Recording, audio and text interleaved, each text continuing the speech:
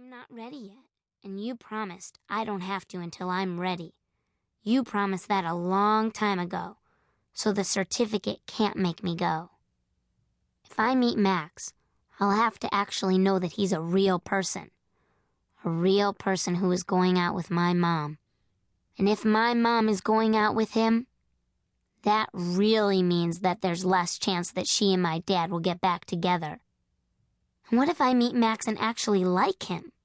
That wouldn't be fair to my dad, who's in Paris, France, which is so far away.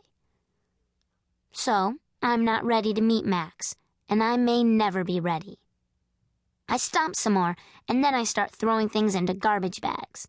My dirty clothes, my clean clothes, the book report I've been working on for the last week.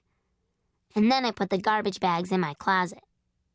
Next, I put in all of the important things from the top shelf of my bookcase.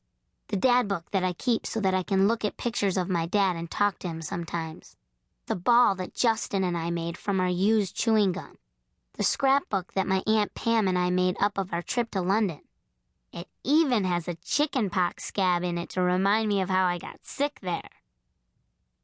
I open the top drawer of my dresser and shove everything on top into it. I get into bed, and from under the covers, I start to make my bed, pulling up the sheets, and then the blanket, and then the bedspread. Then I get out and kind of smooth everything down. The Amber Brown way to make a bed.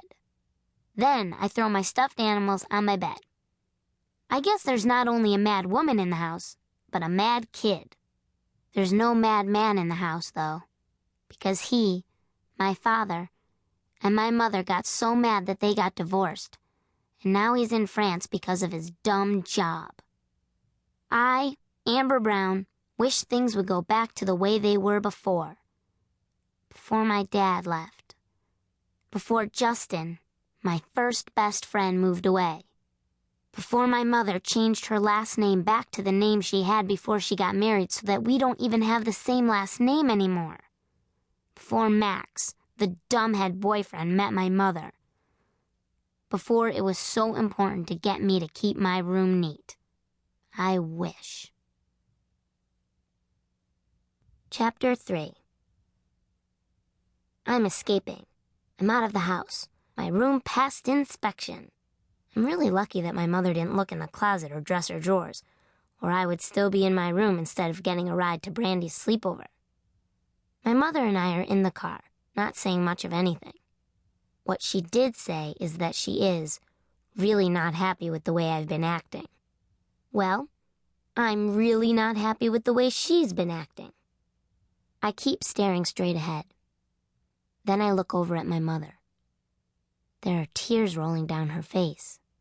She hardly ever cries. I've only seen her cry big time 4 times. Once was when she got a call that my grandfather, her father, had died. And once was right after my father left. Even though she'd said she'd wanted him to leave, she still cried. And once I saw her cry when I was about 5, and I ran out into traffic and almost got hit by a car, but it stopped in time. She yelled at me and then picked me up, hugged me, and told me never to do that again. Then she told me how much she loved me, and then she cried. And now she's crying. Mom, what's wrong? I touch her arm. She pulls the car over by the sidewalk and looks at me. Amber, it's so hard. I want to be a good mother. You are. I tell her that to make her stop crying, and because even though I get mad at her, I know it's true. She wipes her eyes. And I want to be good to myself, too. I sit quietly. You're making it very hard for me, she says. I continue to say nothing. It's not all your fault, she says. I've read all the books. Sometimes I'm even afraid that I'm beginning to sound like one of them. I understand that sometimes, many times, it's very hard for a child to accept the fact that parents divorce and then start dating other people.